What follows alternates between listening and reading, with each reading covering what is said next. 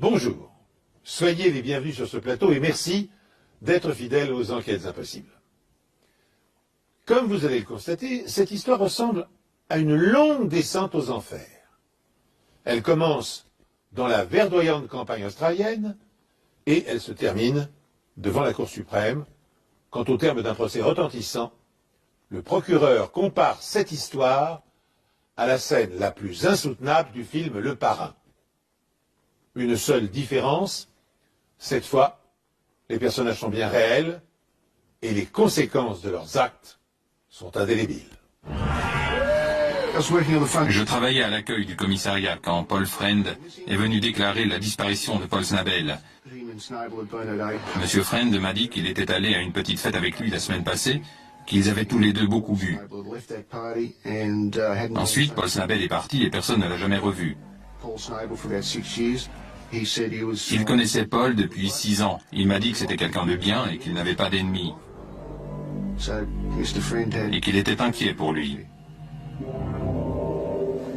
La police apprend que la voiture de Paul Snabel est toujours devant chez lui, mais que sa moto a disparu. D'abord, j'ai cru qu'il était parti faire un tour en moto et qu'il n'était pas revenu. Je me suis dit qu'il était peut-être parti avec des amis, mais il n'était pas du genre à ne pas donner de nouvelles du tout. Le frère et la sœur sont très proches. Quelques mois plus tôt, Paul a conduit son unique sœur à l'hôtel pour son mariage. Ce jour-là, il était accompagné de Karen Randall. Ils étaient ensemble depuis 2 ans, c'était une relation assez houleuse qui cessait et reprenait. Et 2 mois avant, Paul avait agressé Karen, à qui il avait laissé un œil au beurre noir. C'est à la soirée organisée par Donna, la sœur de Karen, que le colocataire de Paul Snabel a vu celui-ci pour la dernière fois. Mais la police apprend qu'il a ensuite été vu chez Karen.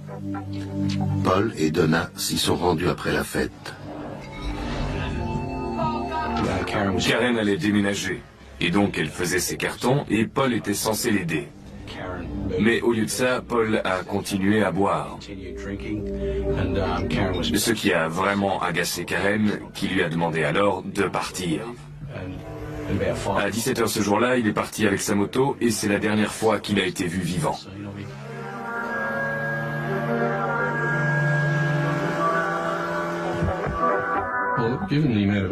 Étant donné la quantité d'alcool qu'il avait bu, on a commencé par chercher le long de la route qu'il était susceptible d'avoir emprunté. Et vu la densité de la végétation dans cette région, on a décidé de ratisser la zone en faisant appel aux secouristes bénévoles de l'État. On a aussi utilisé l'hélicoptère de la police. La sœur et les parents de Paul Snabel se joignent également aux recherches. On a fait des kilomètres et des kilomètres, en espérant trouver sa moto ou même Paul, allongé au bord de la route. À ce stade des recherches, nous sommes inquiets pour sa sécurité. Il a très bien pu sortir de la route avec sa moto. Sa disparition n'a été signalée que la semaine dernière parce que le colocataire de Snabel pensait qu'il était parti pour une virée de quelques jours à moto. Mais il a commencé à s'inquiéter quand son ami n'est pas venu chercher sa paix à son travail. Il revenait d'une soirée et on pense qu'il était encore sous l'emprise de l'alcool. La police pense qu'il a pu tomber dans un ravin en parcourant les routes dangereuses de la région. Grâce à la couverture médiatique de l'affaire, une femme nous a appelés en disant que son fils avait trouvé des pièces de moto à la décharge. J'ai trouvé les plus grosses pièces de ce côté. La majorité des pièces étaient là? Par là, ensuite, de l'autre côté, j'ai trouvé le phare, juste là. C'était une pièce égarée, mais les autres... Toutes les pièces étaient là, sauf le phare, juste ici. Peu de temps après, on a reçu un appel disant qu'il y avait aussi des pièces de moto un peu plus loin, à la décharge de Yinha. On a trouvé la selle de la moto. Où l'avez-vous trouvée? Vous pouvez nous montrer? Je ne sais pas trop. À peu près là. C'était caché sous d'autres ordures? Non, c'était sur le dessus. Vous avez vu d'autres choses qui pourraient ressembler à une pièce de moto? Un réservoir d'essence, Et ce qu'il y a devant. Où était le réservoir? Juste là. Là-bas. Les informations s'accumulaient rapidement. On a fermé les 2 décharges et les recherches ont duré pendant 3 jours. Pièce par pièce, les policiers extraient de la décharge la quasi-totalité d'une moto. Et cette moto reconstituée pourrait bien être celle de Paul Snabel. Mais le plus intéressant, c'est que certains câbles sont retrouvés soigneusement enroulés et emballés dans des sacs en plastique. Paul aurait-il méthodiquement organisé sa propre disparition? Un groupe d'adolescents a retrouvé plusieurs pièces de moto à la décharge de Bellara le 8 novembre, soit 3 jours après la disparition de Paul Snabel. Les pièces ont été identifiées comme appartenant à la moto 250 cm3 rouge et blanche de Snabel. On est sûr de nous. On a l'avis d'un de ses amis et d'un mécanicien qui a récemment fait des réparations sur la moto. Ils affirment tous les deux qu'il s'agit bien de la moto de Snabel. D'après ce qu'on savait, Paul Snabel adorait sa moto. Mais le fait de la disséquer et de la mettre en pièces ne correspondait pas au profil qu'on avait établi. Mais certains de ses amis nous ont dit qu'il avait peut-être une intention de quitter la Trobe Valley et de partir pour l'ouest du pays. Il aurait donc pu orchestrer sa propre disparition. On a reçu l'appel d'un agriculteur qui avait retrouvé un moteur dans son étang. On s'est rendu sur place pour l'examiner, mais le numéro de série avait été effacé. Je m'y connais un peu en moto et j'ai tout de suite vu qu'il provenait du même modèle que la moto de Snabel. Quelle que soit la personne responsable, elle ne voulait pas qu'on retrouve l'origine du moteur. C'était donc une découverte très importante. L'étang se trouvait dans l'alignement des 2 décharges. On a donc décidé de sonder tous ceux qui se trouvaient dans le même périmètre. On recherchait d'autres pièces de moto et on savait qu'on allait peut-être retrouver un corps. Aucun corps n'est repêché, mais un cadre de moto est retrouvé et une fois assemblé avec les autres pièces, la police dispose de la moto que Paul Snabel conduisait seulement 4 semaines auparavant.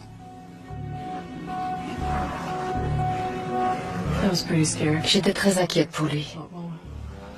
J'ai su qu'il s'était passé quelque chose de terrible. Et si sa moto n'était plus là, c'est qu'il était parti lui aussi. On ne pouvait pas encore parler de meurtre, c'était encore un cas de personne disparue. Il n'y avait pas de corps, pas de scène de crime. Des éléments essentiels dans une affaire de meurtre. On s'est dit qu'il fallait inspecter le dernier endroit où il avait été vu. Et c'était chez Karen. On a obtenu un mandat pour essayer de trouver d'autres indices. On a regardé partout autour de la maison et malheureusement on n'a rien trouvé qui puisse nous aider. On a interrogé Rona Hinney qui vivait avec Karen dans la maison de Merbu. Elle a confirmé l'histoire de Karen en nous disant que Paul était venu boire chez elle ce jour-là et qu'il était reparti vers 17 h avec sa moto. Son histoire venait confirmer les déclarations de Karen et de Donna, rien qui nous permettait d'avancer. Elle a également mentionné qu'elle avait déposé ses enfants chez Jano et Irene Maslen à Merbu. Malgré l'absence de ces 2 personnes à la fête, la police choisit de les ajouter à la longue liste de noms collectés pour l'enquête. Sur notre liste, on a mis les dernières personnes susceptibles de l'avoir vu d'un côté et les amis et autres personnes de son entourage de l'autre. À ce stade de l'enquête, les policiers doivent choisir entre 2 hypothèses. Soit Paul Snabel a décidé de changer de vie sans en informer ses proches. Mais dans ce cas, pourquoi a-t-il détruit sa moto, son bien le plus précieux? Soit il a été assassiné, son agresseur ayant dépecé sa moto pour effacer les preuves. Parmi les indices récoltés dans la décharge, l'un d'entre eux intrigue les enquêteurs. Pourquoi des câbles de sa moto ont-ils été enveloppés dans des sacs en plastique? L'un des enquêteurs a reconnu les sacs comme étant ceux utilisés par une compagnie d'électricité. On a donc fait appel à un employé de l'entreprise pour qu'il vienne nous donner son avis. Et il a confirmé que c'était bien les sacs qu'ils utilisaient et qu'ils étaient généralement accessibles à tout le monde.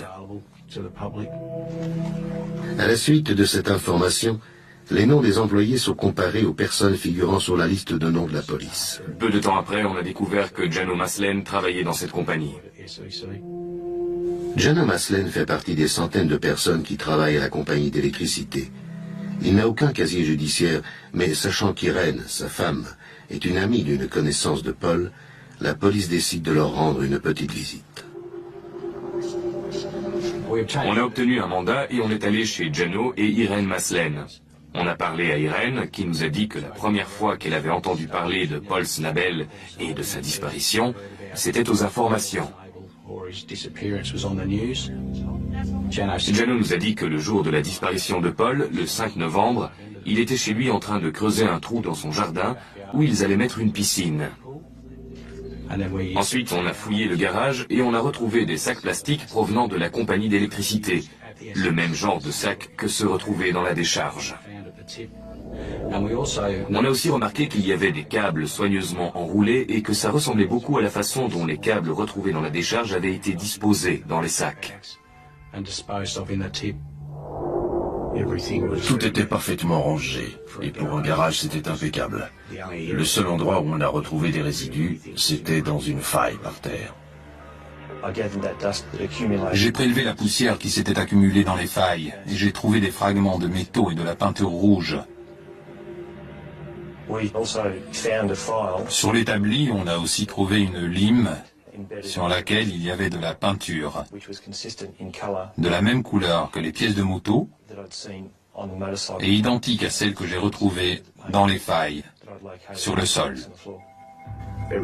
On a confié tout ce qu'on avait trouvé au labo pour voir s'il y avait un lien avec les pièces de moto retrouvées à la décharge et dans les temps.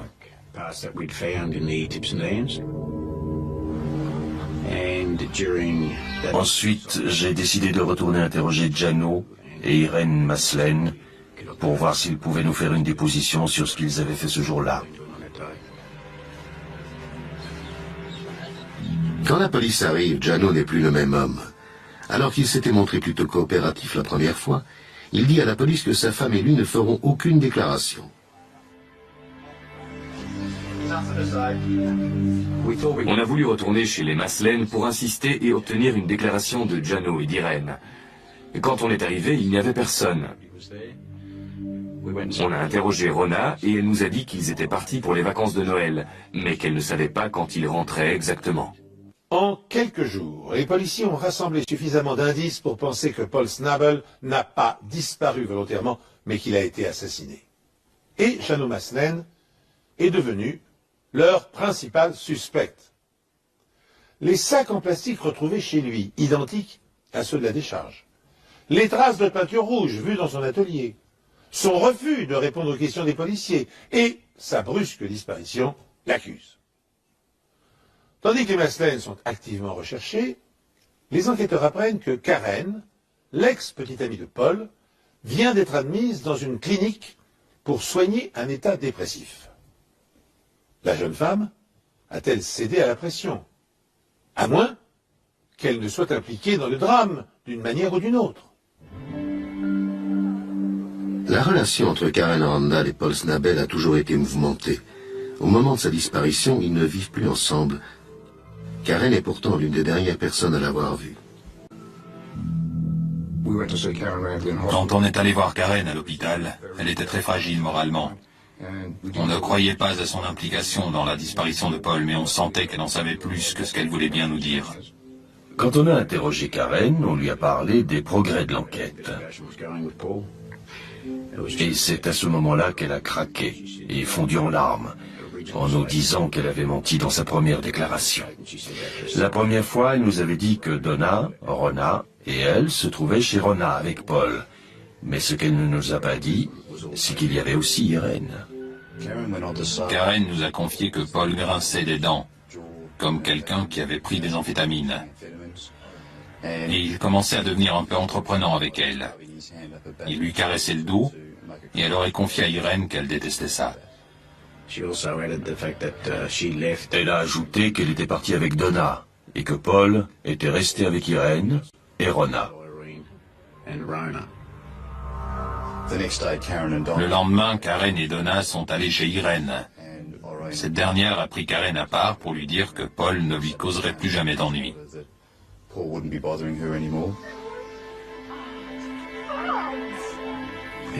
Elle s'est effondrée et s'est mise à pleurer.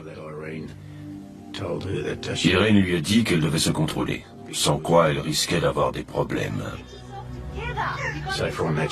Après cela, elle a compris que Paul avait été assassiné. La police interroge Donna qui confirme les dires de sa sœur, tout en ajoutant quelques détails. Elle nous a dit que sa déclaration, celle de Karen et de Rona, avait été concoctée par Irène Maslène, qui les influençait dans tout ce qu'elle devait dire à la police. Et quelques jours plus tard, la police apprend que Donna a reçu une visite nocturne.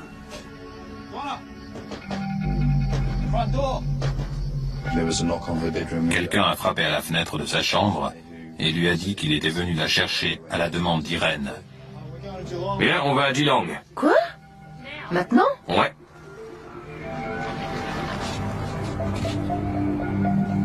Lorsqu'elle arrive à la maison de vacances d'Irène, elle est conduite à l'écart. Rona Hiney est présente elle aussi. Apparemment, Irène Maslène avait peur que quelqu'un révèle des choses à la police. Irène avait peur que Karen dise quelque chose et a demandé à Donna de s'occuper de l'affaire Terre. Et tu vas aussi le dire à ta petite sœur, Karen. Il faut absolument que tu te taises. Je comprends. Et elle a dit à Donna qu'elle nettoyait son arme. À mon avis, c'était sa façon de dire qu'elle était armée et qu'elle n'hésiterait pas à s'en servir. Les Maslène sont alors devenus notre centre d'intérêt, et particulièrement Irène. On est allé là où les Maslène étaient censés séjourner. On a frappé à la porte et c'est un certain Ian Gillen qui nous a ouvert. Il nous a dit que les Maslène étaient bienvenus ici, mais qu'on les avait manqués parce qu'ils étaient partis la veille. Grâce à ces informations, les policiers entrevoient l'ombre d'une conspiration. Sous l'autorité d'Irène Maslène, les amis de Karen se sont-elles coalisés pour éliminer Paul? Pour en avoir confirmation et déterminer le rôle joué par chacun, les enquêteurs interrogent Donna, la jeune sœur de Karen. Sans doute pour alléger sa conscience, cette dernière raconte alors ce qui s'est réellement passé le jour où elle a emmené Paul dans la maison isolée qu'occupaient Karen et Rona. J'étais sur le canapé et je crois que Karen était sur le lit de Rona. Je les ai entendus parler. Elle voulait faire une injection d'amphétamine à Paul. Qui disait ça? Rona et Irène. Finalement, elles ont réussi à le convaincre. Ils étaient là dans la cuisine. Et quand j'ai rouvert les yeux, ils n'étaient plus là. Et puis, je les ai vus ressortir de la salle de bain. Irène Maslène a confirmé plus tard qu'elle lui avait fait une injection, mais que c'était un mélange d'amphétamine et de solution acide. Et elle m'a dit, sors d'ici parce qu'il va tomber, et si tu veux pas voir ça, il vaut mieux que tu partes. Ou quelque chose comme ça. Elle s'attendait à ce qu'il s'écroule dès qu'elle lui aurait injecté le produit. Et à ce moment-là, Karen et Donna sont partis.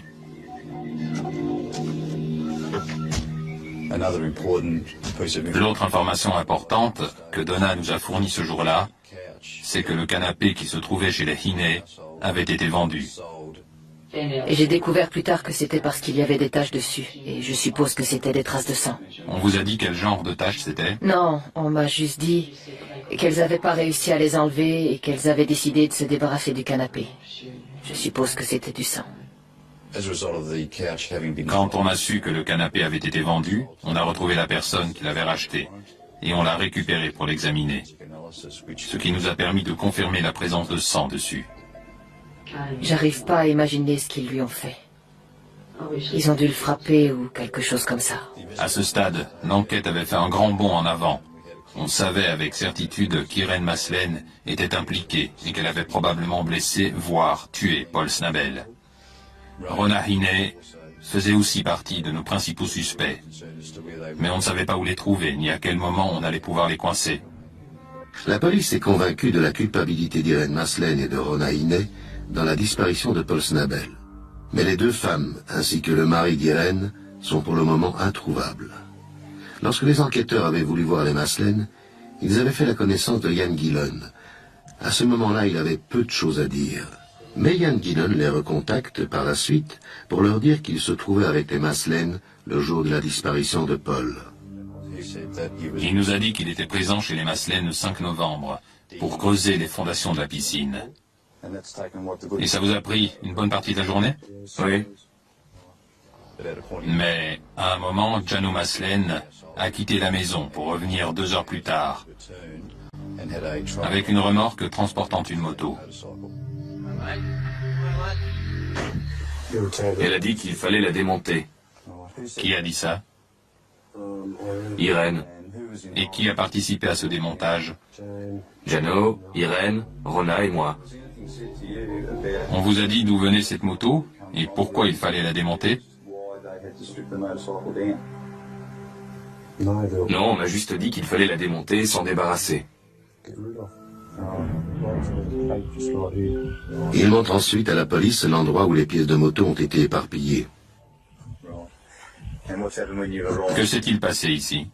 Jano a jeté une roue dans l'eau, mais elle n'a pas coulé. Alors il a pris le moteur et il l'a lancé dedans. Ensuite, on est remonté dans la voiture et j'ai dit qu'il y avait un autre étang un peu plus loin. Alors on y est allé. Et ici, qu'est-ce qui s'est passé? On a jeté d'autres pièces, dont le cadre de la moto. Et ici? J'avais un sac rempli de petites pièces emballées dans des sachets. On s'est séparés et on les a éparpillées un peu partout. La décharge était pleine à craquer ce jour-là. C'était quel genre de sachet? Des sacs en plastique transparent. Est-ce qu'à un moment donné, vous avez compris que la moto que vous aviez démontée appartenait à Paul Snabel? Non. Les informations fournies par Jan Gillon venaient confirmer nos doutes sur ce qu'il s'était passé dans le garage des Maslen. On se disait qu'on allait enfin voir le bout du tunnel. Mais étant donné le déroulement des événements, on s'attendait aussi à ce que d'autres informations arrivent. Au moment où Jan Gillon raconte sa version des faits, qui confirme l'hypothèse du meurtre de Paul Snabel, les Maslen et Rona Hine reviennent en ville. Les 3 suspects sont aussitôt arrêtés et interrogés.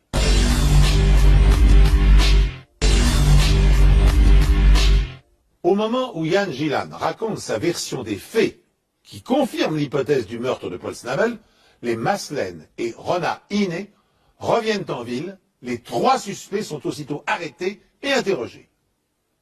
En commençant par Irène qui apparaît comme l'instigatrice du traquenard. Je dois vous dire que vous avez le droit de garder le silence.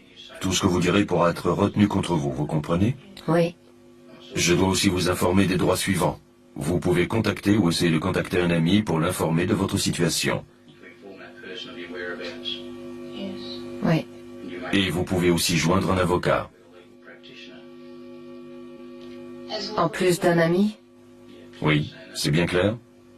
Oui, je peux avoir un bottin. Oui. Qui souhaitez-vous contacter? N'importe quel avocat. Très bien. Veuillez me suivre. On va vous fournir un bottin et un téléphone. Je peux appeler les renseignements? Oui, vous pouvez. L'attitude d'Irène envers nous était très méprisante. Elle n'avait pas l'intention de parler. Elle ne ferait aucun commentaire. Vous venez de passer votre appel. Est-ce que vous avez eu des conseils juridiques? Irène, avez-vous reçu des conseils juridiques? Elle ne voulait pas coopérer et on savait qu'elle ne parlerait pas. Je vous le demande encore une fois. Connaissez-vous une personne du nom de Paul Snabel? Quelle que soit la façon de l'aborder, on ne pouvait rien en tirer. Elle restait là, sans rien laisser voir. Vous m'entendez, Irène? Vous voulez dire quelque chose sur ce qu'il s'est passé dans cette maison d'Ingles Road à Merbou le 5 novembre 1989?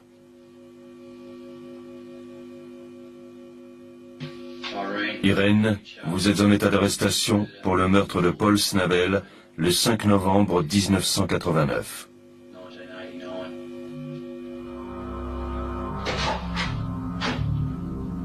En revanche, Rona Hinney est loin d'avoir le même aplomb.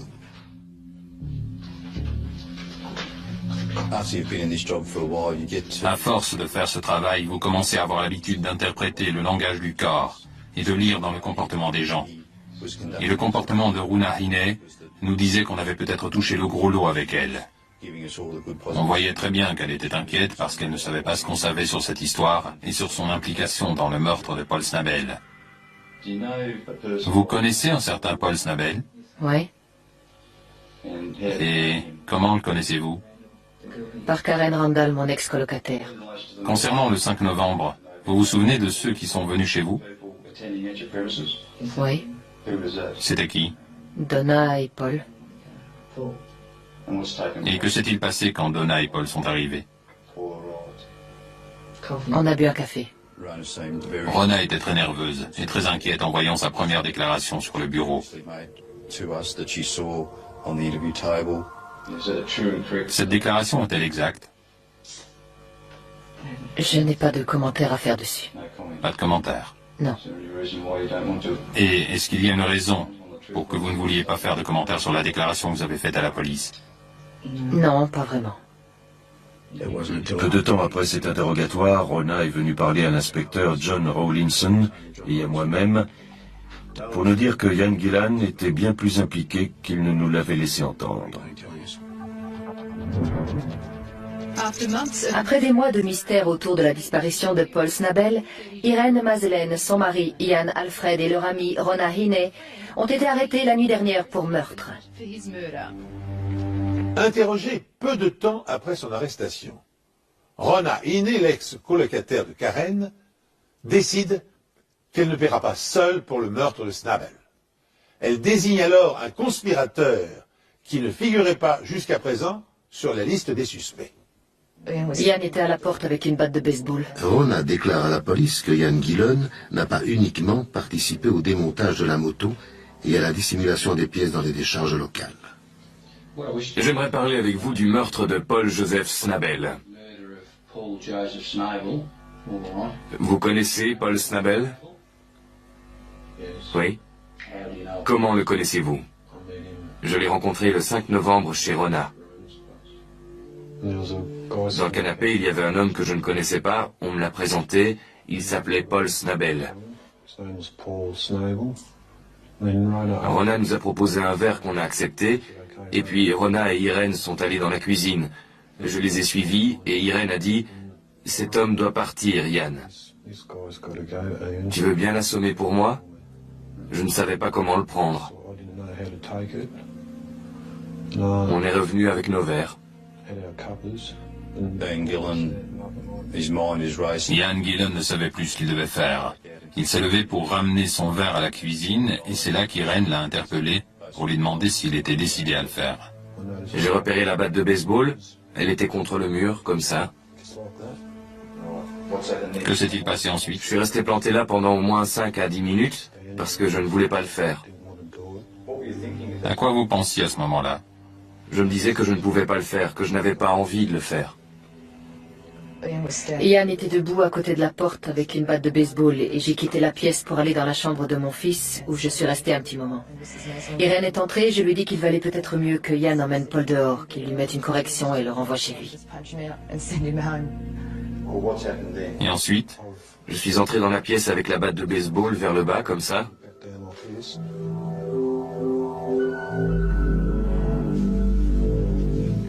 Et je l'ai frappé comme ça. Et quand j'étais dans la chambre, j'ai entendu comme un bruit sourd. À quel niveau l'avez-vous touché? Sur le côté de la tête, ici. Sur cette zone? Ouais. J'ai trouvé ça bizarre que Yann n'ait pas hésité à frapper Paul Snabel avec une batte de baseball alors qu'il le connaissait depuis seulement 30 minutes. On aurait dit qu'il avait très peur d'Irène. Et puis des tas de choses m'ont traversé l'esprit. Je me suis dit que si je le faisais pas, ça pourrait être moi le prochain. Il fallait que je le fasse. Dans quel état était-il après le choc? Il s'est affaissé sur le côté de la chaise et du sang a coulé sur le tapis.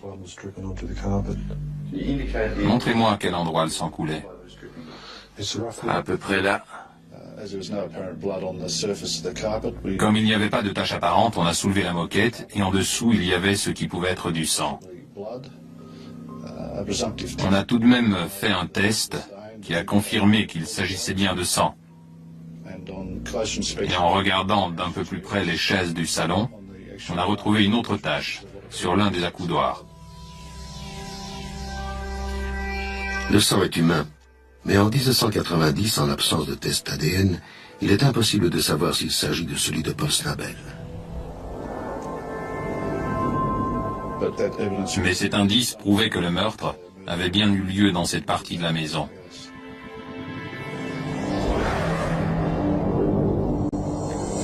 Mais la mort est-elle due au coup à la tête ou à ce que Ian Gillan s'apprête à dévoiler? Irène et Rona sont entrés avec la seringue. Rona tenait la seringue. Et j'étais censée enfoncer une aiguille dans le bras de Paul, mais je pouvais pas le faire parce que j'étais trop nerveuse. Elles ont essayé de lui faire une injection dans le bras. Il était toujours assis sur sa chaise? Il était toujours assis, mais elles n'arrivaient pas à lui planter l'aiguille. Et pourquoi ne l'avez-vous pas fait? J'étais trop nerveuse pour le faire et trop terrifiée. Le produit était dans la seringue? Oui, Il y avait autre chose dans la seringue? oui. C'était quoi? Des amphétamines et de l'acide. C'est ce qu'il y avait dans la seringue. Oui. À ce moment-là, Paul a commencé à émettre des sons qui montraient qu'il allait se réveiller. Et Gillan n'arrivait toujours pas à croire ce qu'il avait fait. Mais Irène lui a demandé de le frapper encore une fois. Je lui ai donné un autre petit coup et il est retombé. Après le deuxième coup de batte, il y avait du sang partout. Ian Gillan s'est précipité à l'extérieur pour prendre de l'air. Ian était dehors, il ne se sentait pas bien. Et puis je suis sortie aussi parce que je commençais à me sentir mal. Je peux être grossière? Ouais. Parce que j'ai dit, c'est vraiment la merde, je veux partir d'ici. Et Ian a dit oui. Je suis rentré et j'ai vu qu'Irène avait un sac plastique dans la main. Elle s'est dirigée vers Paul et lui a mis sur la tête avant de le fermer en lui enroulant un bandeau autour du cou. Il était toujours sur la chaise? Oui. 20 à 25 minutes plus tard, j'ai vu qu'il ne respirait plus.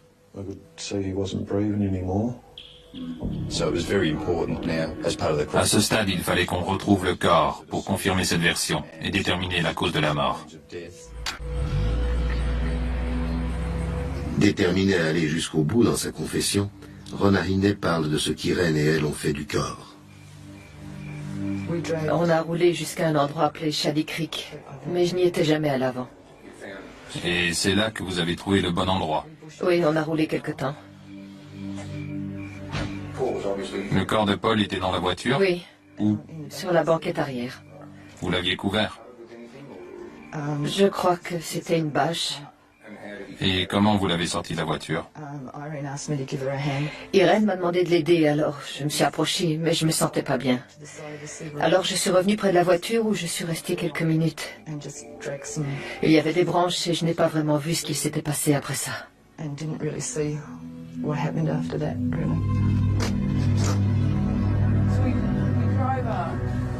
Rona conduit les enquêteurs à l'endroit où elle s'est rendue avec Irène 10 semaines auparavant.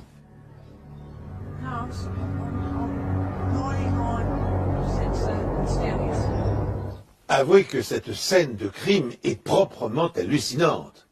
4 jeunes femmes ont attiré dans un piège l'ex-fiancé de l'une d'entre elles avec l'intention de le tuer de sang-froid. Un garçon, Ian Gillan, qui n'a jamais vu la future victime auparavant, s'est joint à la bande. Puis, méthodiquement, avec un cynisme inconcevable, les comploteurs s'acharnent à mettre en œuvre leur plan diabolique, en injectant tout d'abord dans les veines de Snabel un mélange d'amphétamine et d'acide, puis en le frappant à la tête à 2 reprises avec une batte de baseball. Mais les coups ne l'achèvent pas. Et comme ce n'est toujours pas suffisant, Irène Maslen l'étouffe avec un sac en plastique. Excepté les cinéastes spécialisés dans les films d'horreur, qui pourrait imaginer infliger un tel châtiment à un innocent? Rona est incapable d'indiquer aux policiers où le corps de Paul a été déposé. Son témoignage et celui de Jan Gilan permettent néanmoins d'établir le mobile du meurtre. Et en découvrant la vérité, les enquêteurs sont sous le choc. Jan Gilan a avoué que Paul avait été tué. Et je l'ai frappé comme ça. Et il en a également donné la raison. On a aussi vu Irène dans ce garage. Ouais. Elle avait un récipient et une seringue à la main. Je lui ai demandé ce qu'elle faisait et elle m'a dit qu'elle la remplissait. Elle m'a dit que Paul devait mourir parce qu'il frappait tout le temps Karen. Mais que Karen était trop effrayée pour le dire à la police. Il fallait qu'il meure avant de la tuer. Une déclaration confirmée par Rona. Mais les deux femmes ne sont pas les seules à avoir préparé ce meurtre. Vous en avez parlé avant, je suppose. 2 jours. 2 jours. Et quand vous en avez parlé, qui était présent? Irène et moi, Donna et Karen. Donc elle savait ce qui allait se passer. Oui. Et vous étiez toutes d'accord sur le fait qu'il devait mourir. Oui. J'étais choqué par cette information parce que Karen et Donna nous avaient beaucoup aidés dans notre enquête. Et de témoins majeurs, elles sont devenues les principaux suspects. À partir de là, on devait les considérer comme des membres de la conspiration. Il fallait donc qu'on les interroge. On a eu une discussion au sujet de Paul. Irène voulait s'en charger. Elle voulait lui donner une leçon. Irène ne l'aimait pas. Elle ne l'aimait vraiment pas. Rona n'avait rien contre lui, mais après... Y avait-il une raison pour qu'Irène ne l'aime pas? Je crois que c'est parce qu'elle m'a vu avec un œil au beurre noir. Elle ne l'avait pas souvent rencontré et elle ne le connaissait pas vraiment. Mais elle a juste dit qu'elle voulait s'en débarrasser. Mais ça voulait dire quoi d'après vous? S'en débarrasser, je suppose qu'elle parlait de le tuer. On a découvert que tout le monde avait un rôle à jouer. J'étais censée l'amener à la maison de Merbou. Karen était censée l'attirer là-bas. On s'est dit que je serais la mieux placée pour l'attirer là-bas parce qu'il ferait ce que je lui demanderais de faire. Donna a donc organisé une petite fête et a invité Paul. Et pendant qu'il s'y trouvait, Karen l'a appelé pour l'inviter à venir chez elle. Donna a conduit Paul à la maison de Merbou et Irène et Rona étaient là. Leur rôle était de faire une injection d'acide à Paul, ce qui devait le tuer.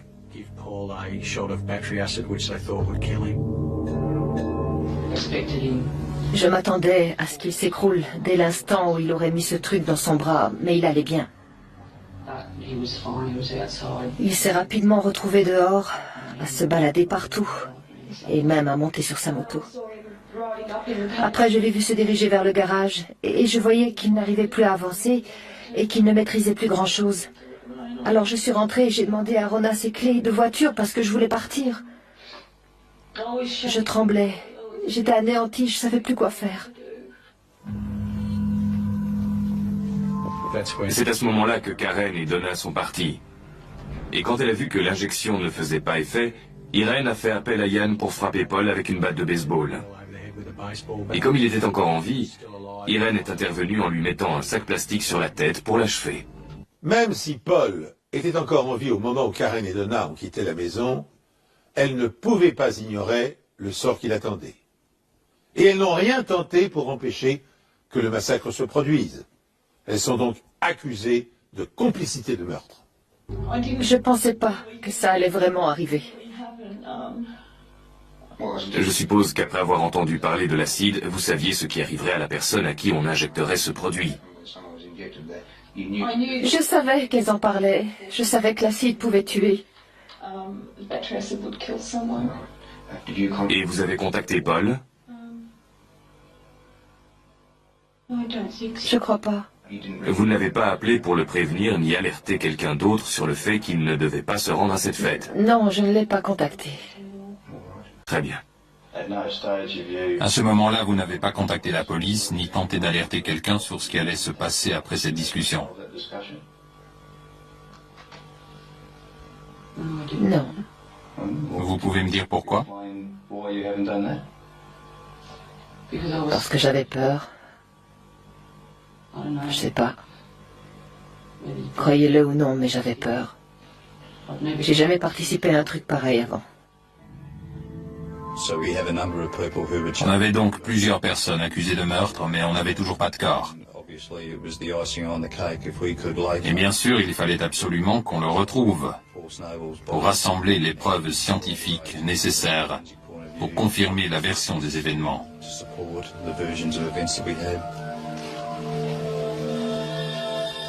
Après avoir minutieusement fouillé la zone que Ronahine a identifiée comme étant l'endroit où le corps de Paul Snabel avait été déposé, la police finit par découvrir des vêtements et des os humains, dont un crâne et une mâchoire. C'était une découverte très importante parce que c'est grâce au crâne et à la mâchoire qu'on peut identifier une victime. On a procédé à un examen dentaire approfondi et les dents retrouvées sur la mâchoire supérieure et inférieure correspondaient à celles de Paul Snabel. Le crâne de Paul permet de prouver d'autres éléments. En examinant le crâne, on a découvert que sur le côté gauche de la tête, il y avait d'importantes fractures parcourant toute la moitié du crâne. Et les caractéristiques de ces fractures indiquaient qu'il avait reçu plusieurs coups d'une incroyable violence sur la tête. De pareils coups sont susceptibles de provoquer une perte de conscience immédiate, si ce n'est la mort. La découverte des preuves ne s'arrête pas là. Là où on a trouvé les restes humains, on a aussi retrouvé un sac plastique, ce qui confirmait ce qu'on nous avait dit sur le fait qu'Irène l'avait étouffé en lui mettant un sac sur la tête. C'était une pièce à conviction très importante. Il y avait aussi un tronc qui portait des traces de peinture. Et Ronahine nous a dit avoir heurté un arbre en faisant demi-tour avec sa voiture. Alors, quand on a retrouvé ce tronc avec cette peinture, ça a été un élément de premier ordre pour faire le lien entre la voiture des Maslènes et la présence de ce véhicule à l'endroit où le corps avait été retrouvé. Quand je suis arrivé sur les lieux ce jour-là, j'étais très satisfait. Je savais qu'on avait suffisamment de preuves pour résoudre cette affaire. Les premières procédures ont été lancées contre Donna et Karen Randall, Ian Gillan et Ronahine. La quantité de preuves qu'on avait réussi à accumuler au cours de l'enquête engageait davantage leur culpabilité que celle des Maslènes. Rona, Donna, Karen sont condamnés pour meurtre. Toutes les trois font appel du jugement. Celui de Rona est rejeté. Et la sentence est confirmée. Elle passera 10 années en prison. Les sœurs ont droit à un deuxième jugement. Elles sont déclarées coupables de tentative de meurtre et passeront 2 ans derrière les barreaux. Ian Gillan a été condamné pour homicide involontaire. Son cas n'a pas été traité de la même façon du fait qu'il n'était pas présent le jour de cette discussion. Il n'avait pas prémédité le meurtre de Paul Snabel. De plus, on n'a pas pu établir que son geste avait été la cause de la mort, étant donné la participation des autres accusés. Après la condamnation de Rona, de Ian et des sœurs Randall, on a utilisé les témoignages des 4 accusés pour prouver la culpabilité des Maslènes. Finalement, Irène Maslène décide de plaider coupable pour le meurtre de Paul Snabel. Elle passera 10 années en prison. Son mari est acquitté. J'ai du mal à savoir quel a été le véritable mobile du meurtre de Paul Snabel. On nous a dit des tas de choses. On nous a donné des informations au compte-gouttes. On nous a menti et à la fin de la journée, on avait une hypothèse assez claire sur la question. Mais quant à savoir si c'est la véritable raison, on ne pourra jamais en être sûr. On n'avait qu'1 an d'écart. On était assez proches. Et il a toujours aimé prendre soin de sa petite sœur. Il n'oubliait jamais de m'offrir des cadeaux pour mon anniversaire et pour Noël. Il me chouchoutait, il me disait souvent qu'il m'aimait. Il était toujours joyeux et très protecteur. Son meurtre est une vraie tragédie. Je n'arrive toujours pas à croire qu'ils aient pu faire ça. Dans cette affaire, on peut quand même s'étonner de la clémence de la justice australienne. Car non seulement le meurtre de Paul Snabel a été méthodiquement prémédité, mais il a été exécuté avec une sauvagerie extraordinaire. Reste une question récurrente. Pour quelles raisons les 4 jeunes femmes et leurs complices se sont-ils acharnés sur Snabel? Il semble que l'initiative et l'organisation du meurtre reviennent à Irene Maslen. Terrorisant les autres, les menaçant de représailles, c'est elle qui avait décidé d'éliminer le fiancé de Karen car il se montrait parfois violent à son égard. Une manière effectivement radicale de le faire cesser. Ainsi prend fin cette émission. Merci de nous rester fidèles et rendez-vous prochainement sur cette antenne pour une nouvelle enquête impossible. La nuit où tout a basculé commence par un détail que personne n'a pris au sérieux, une voiture restée moteur coupé, phares éteints, garée de travers devant une maison parfaitement ordinaire, dans une rue où rien n'arrive jamais. Il est un peu plus de 22 heures, l'air est lourd, et dans les fenêtres voisines les téléviseurs diffusent les journaux du soir. Personne n'imagine encore que cette image banale deviendra l'icône d'un cold case, que ce silence discret va engloutir des années de certitude, ni que ce quartier paisible portera à jamais la marque d'une absence inexpliquée. Quelques minutes plus tard, une porte claque, ou peut-être est-ce seulement le vent, et à partir de cet instant précis, quelqu'un disparaît sans laisser de traces. Le lendemain matin, l'alerte se propage comme une onde de choc. Un proche appelle, inquiet, puis un autre, puis la police. Le nom de la victime circule à voix basse, répété avec incrédulité, comme s'il suffisait de le prononcer pour la faire réapparaître.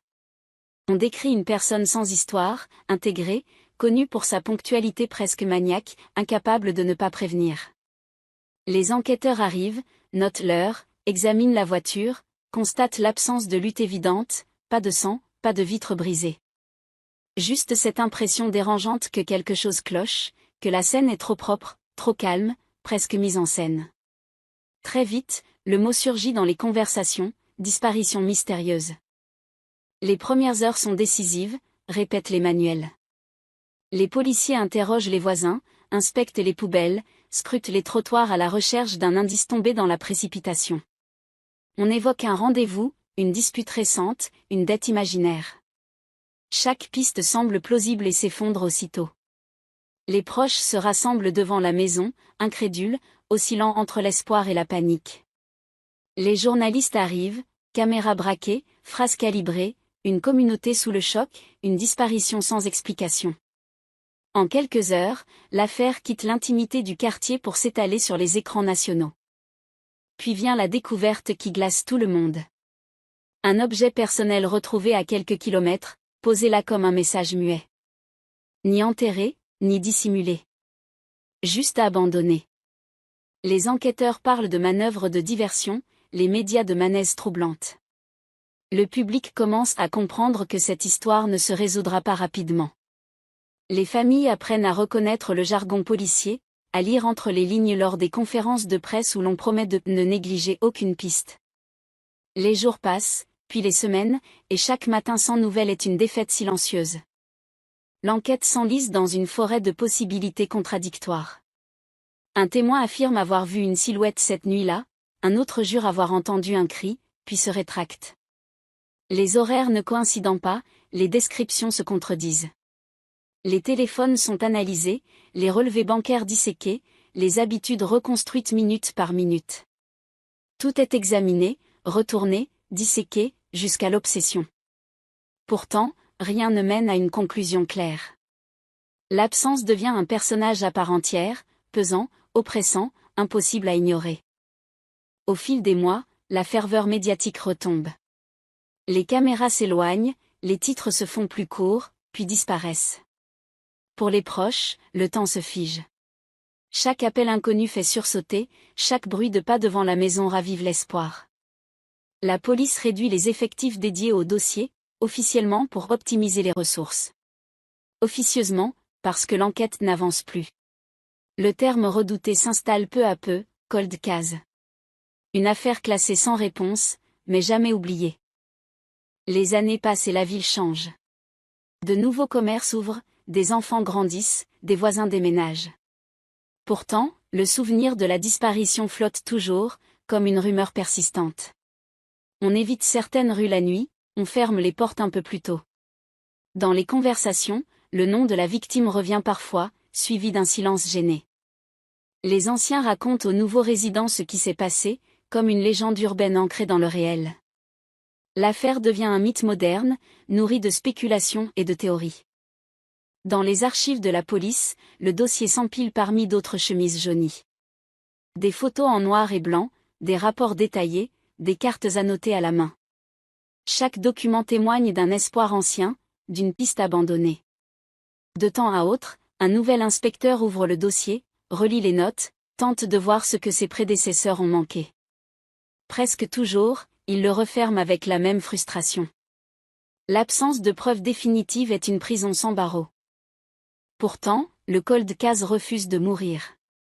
À chaque anniversaire de la disparition, un article ressurgit, une émission spéciale relance les questions, un proche accepte de parler devant une caméra, la voix tremblante mais déterminée.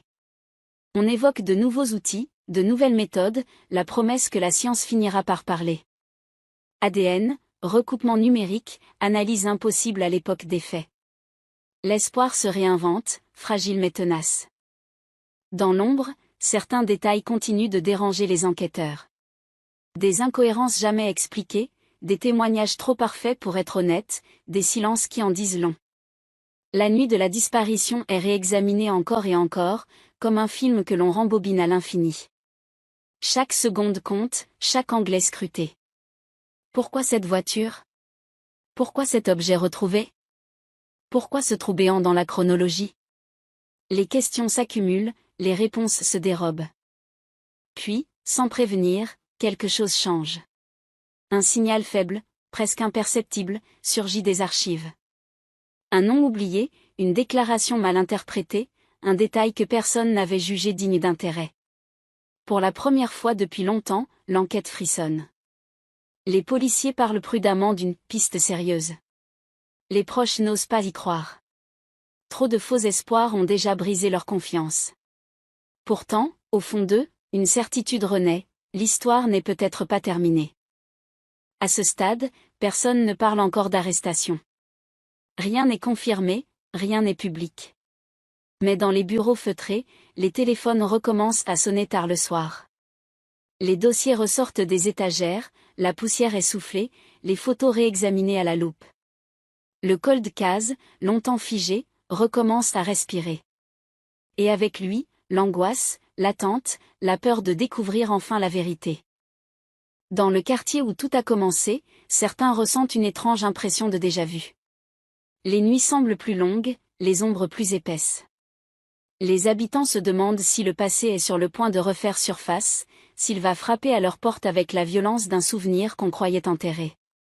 La disparition, longtemps reléguée au rang de tragédie ancienne, redevient une menace tangible, un rappel que le calme peut être trompeur.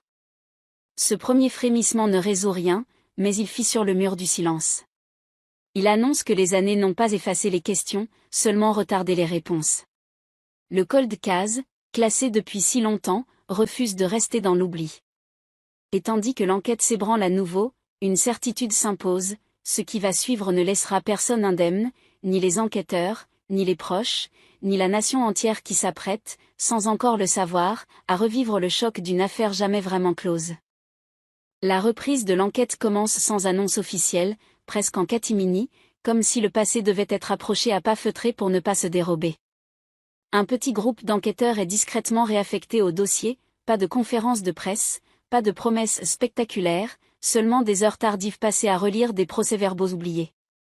Les mots reviennent, lourds, parfois maladroits, parfois trop précis, et chacun d'eux semble soudain porteur d'un double fond. Les silences consignés à l'époque prennent une autre couleur, moins anodine, presque calculée. On s'aperçoit que ce qui avait été perçu comme un manque de chance pourrait bien être une suite d'occasions manquées. Les enquêteurs recommencent par le commencement, cette nuit figée dans la mémoire collective, en replaçant chaque personne à sa place exacte, chaque mouvement sur une carte reconstruite. Ils notent ce qui n'a jamais été éclairci, pourquoi certains rappels n'ont-ils jamais été passés, pourquoi des horaires ont-ils été arrondis, pourquoi un témoin clé a-t-il modifié sa version à peine 24 heures après l'avoir donnée. À l'époque, la pression médiatique avait imposé une cadence infernale, aujourd'hui le luxe du temps permet d'examiner les détails avec une lenteur presque cruelle. Un nom refait surface, glissé dans une phrase banale d'un ancien rapport. À l'époque, il n'avait suscité qu'un haussement d'épaules, un profil trop ordinaire pour éveiller la méfiance. Aujourd'hui, ce nom devient un point d'ancrage. On fouille les archives administratives, on compare les adresses, les lieux de travail, les déplacements. Rien n'est spectaculaire, mais tout semble légèrement décalé, comme une pièce de puzzle mal orientée. Les enquêteurs sentent qu'ils tiennent quelque chose, sans pouvoir encore dire quoi.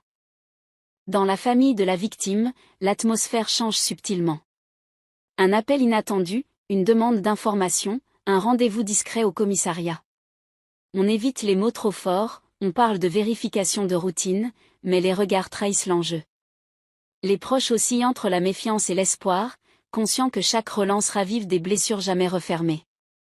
Ils acceptent pourtant, parce que l'attente sans réponse est devenue plus insupportable que la douleur potentielle de la vérité. Sur le terrain, les policiers retournent dans le quartier, observent les façades rénovées, les jardins transformés, les trottoirs refaits à neuf. Ils interrogent de nouveaux habitants qui n'étaient même pas là à l'époque des faits, mais aussi des anciens, plus hésitants, plus méfiants.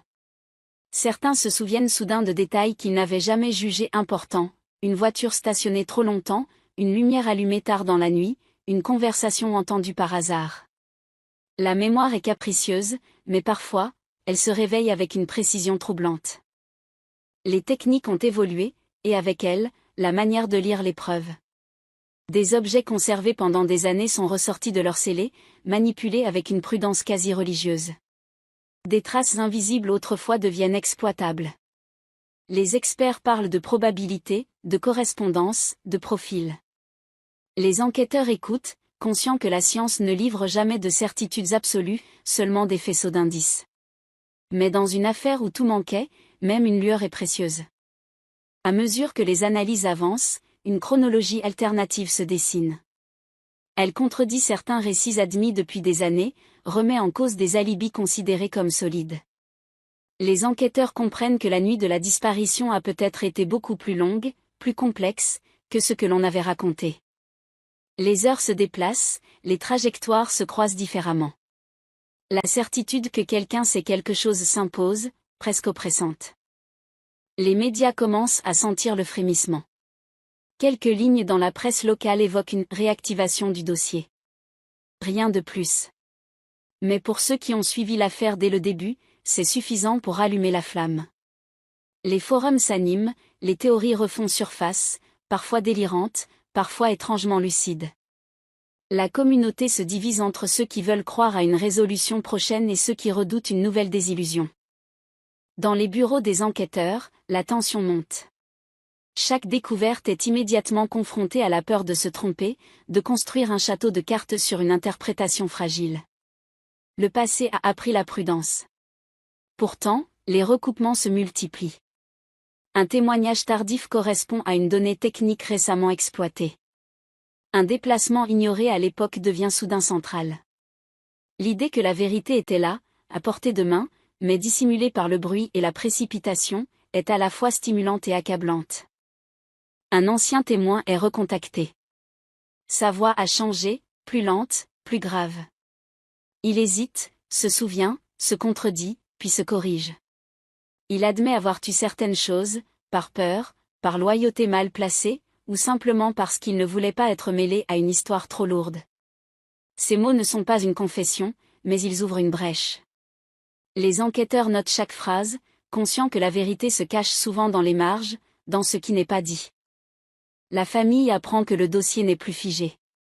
Pas encore de réponse, mais une promesse implicite, celle de ne plus abandonner. Les nuits redeviennent agitées, peuplées de questions sans réponse.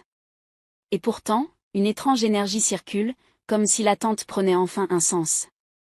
Les proches commencent à imaginer l'impensable, que le silence puisse être rompu.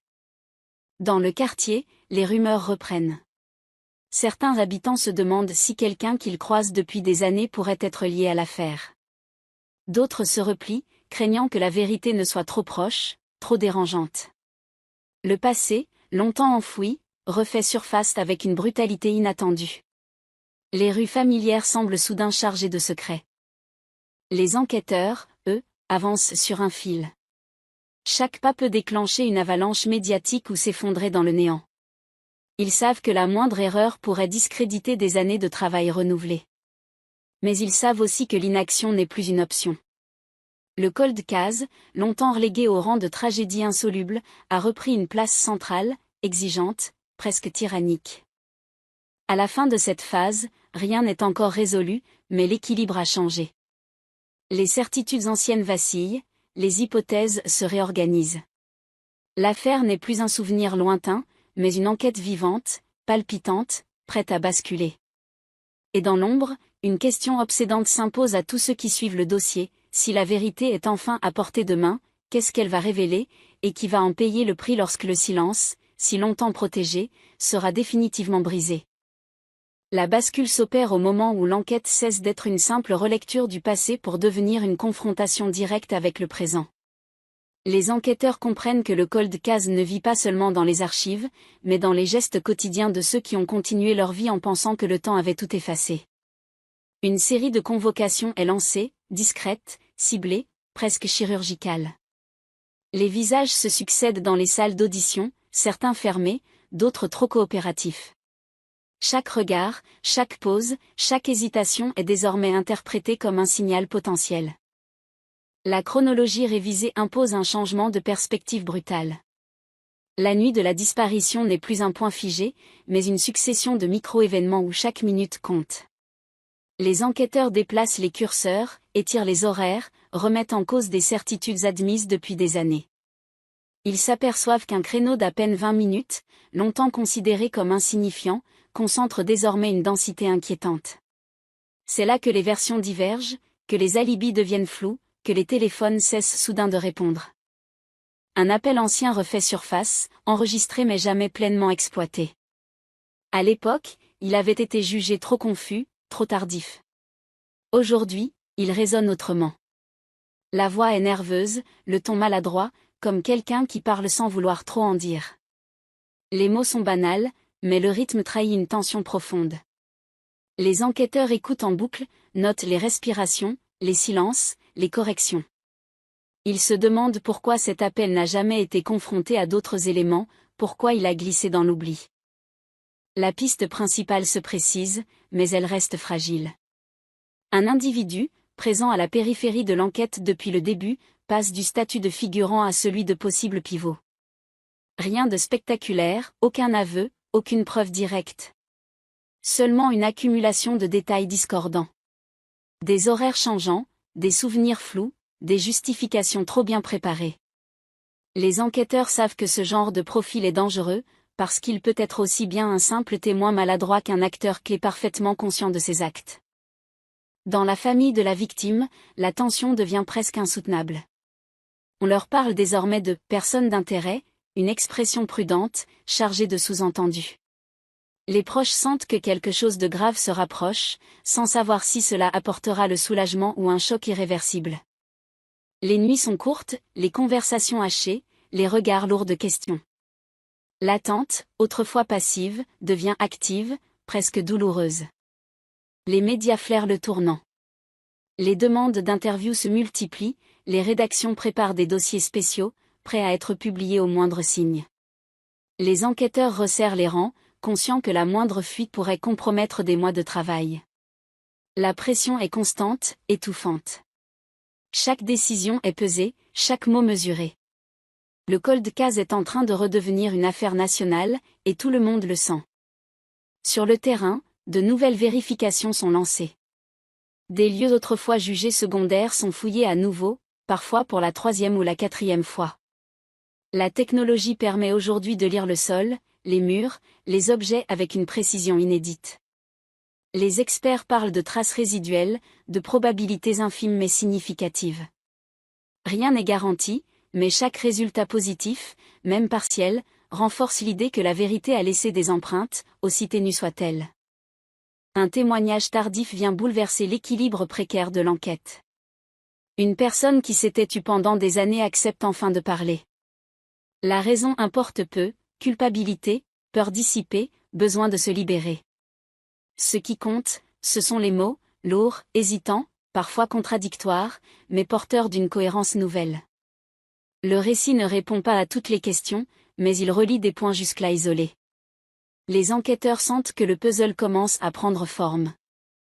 La communauté réagit de manière ambivalente. Certains accueillent ces révélations comme une délivrance annoncée, d'autres comme une menace.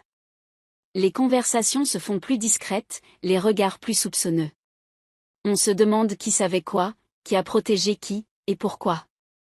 Le passé, longtemps figé dans une version édulcorée, se fissure sous le poids des nouvelles informations. Les certitudes s'effondrent, remplacées par une inquiétude diffuse. Dans les bureaux feutrés, l'équipe d'enquête travaille presque sans relâche. Les nuits se confondent avec les jours, les cafés s'enchaînent, les tableaux blancs se couvrent de schémas complexes. Chaque élément est relié à un autre, formant une toile dense où chaque fil compte. Les enquêteurs savent que l'erreur n'est plus permise. Trop de regards sont braqués sur eux, trop d'attentes reposent sur leurs conclusions. La notion de vérité prend une dimension écrasante. Ce n'est plus seulement une question de résolution judiciaire, mais de réparation symbolique. La disparition a laissé une cicatrice profonde, et la révélation de ce qui s'est réellement passé pourrait rouvrir des plaies aussi bien que les refermer. Les enquêteurs avancent avec la conscience aiguë de cette responsabilité, tiraillés entre l'urgence d'agir et la nécessité de ne pas se tromper. À mesure que les pièces s'assemblent, un scénario plausible émerge, glaçant par sa simplicité. Pas de complot sophistiqué, pas de machination hollywoodienne. Juste une suite de décisions humaines, de peur, de silence, et peut-être d'un moment de violence irréversible. Cette banalité potentielle rend l'affaire encore plus insupportable. Elle suggère que le drame aurait pu être évité, que des signaux avaient été ignorés. La famille est informée de l'avancée significative. Pas de détails, pas de promesses, mais un message clair, l'enquête approche d'un point de non-retour. Les proches ressentent à la fois un soulagement et une terreur profonde. La vérité, si proche, menace de bouleverser définitivement leur perception de l'être disparu, de ses derniers instants, de ceux qui l'entouraient. Dans le quartier, l'atmosphère devient électrique. Les habitants scrutent les allées et venues des forces de l'ordre, interprètent chaque véhicule stationné comme un signe. Le passé, longtemps relégué au rang de souvenirs douloureux, s'impose à nouveau avec une violence presque physique. On comprend que la disparition n'était pas seulement une tragédie individuelle, mais un événement fondateur, un secret partagé malgré lui par toute une communauté. À la fin de cette étape, l'enquête n'a pas encore livré son verdict, mais elle a franchi un seuil irréversible. Le cold case n'est plus une énigme abstraite, mais une affaire incarnée, avec des visages, des responsabilités potentielles, des conséquences imminentes. Le silence qui avait protégé l'oubli se fissure de toutes parts. Et dans cette brèche, une certitude s'impose, lourde et implacable. La suite ne sera plus une simple recherche de réponse, mais un affrontement direct avec ce que des années de silence ont tenté de dissimuler. Le point de non-retour est atteint le jour où les enquêteurs décident de confronter les versions plutôt que de les collecter. Jusqu'ici, chaque témoignage existait dans sa propre bulle, isolé, protégé par le temps et par l'oubli sélectif. Désormais, les récits sont mis face à face, superposés, disséqués. Les contradictions ne sont plus des anomalies, mais des signaux. On ne cherche plus à comprendre ce qui s'est passé, on cherche à comprendre pourquoi certaines choses ont été dites, et pourquoi d'autres ont été tues.